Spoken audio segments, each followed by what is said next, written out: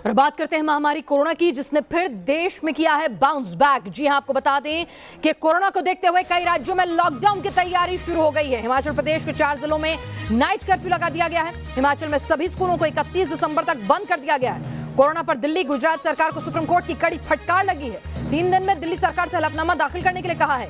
दिसंबर में और बदतर हो जाएंगे हालात, सर्दी बढ़ेगी।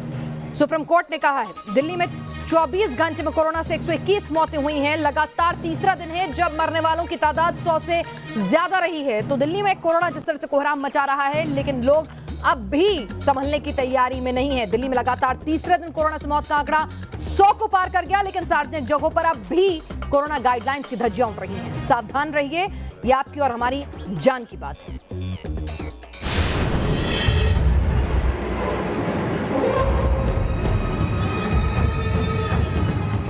2000 के जुर्माने से बदली दिल्ली की फिजा। मास्क दिखे लेकिन सोशल डिस्टेंसिंग गायब।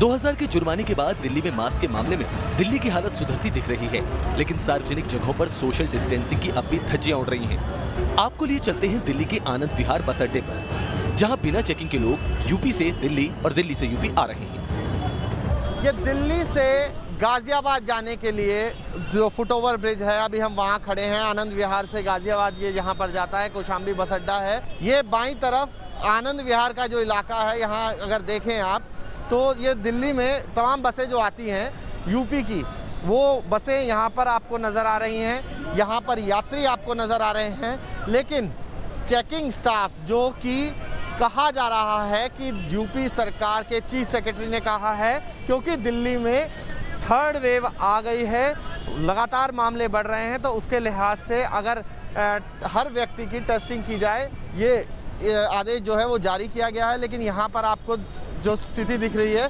वहाँ पर किसी तरीके की चेकिंग आपको यहाँ नज़र नहीं आएगी।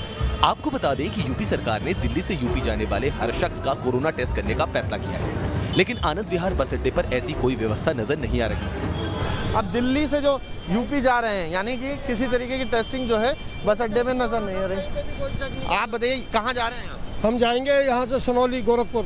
कोई चेकिंग टेस्ट कर रहे हैं? अभी तक कहीं कोई टेस्ट नहीं हुआ, कोई चेक नहीं हुआ।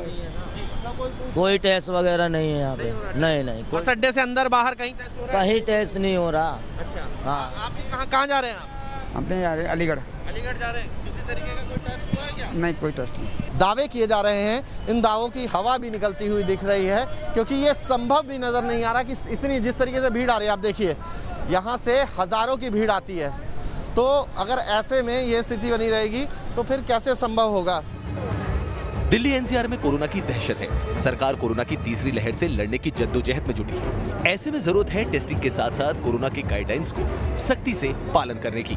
दिल्ली से मोहित बख्शी के साथ टी न्यूज़ नेशन। और अब आपको दिखाते हैं 5 राज्यों में कैसे किलर कोरोना का रिवर्स अटैक हुआ है। दिल्ली में सबसे ज्यादा खतरनाक स्तर पर महामारी पहुंच गई है। वहीं यूपी, गुजरात, राजस्थान और पंजाब में भी हालात बेकाबू होते जा रहे हैं। कोरोना के करीब 50% केस और मौत इन्हीं 5 राज्यों से सामने आ रहे हैं।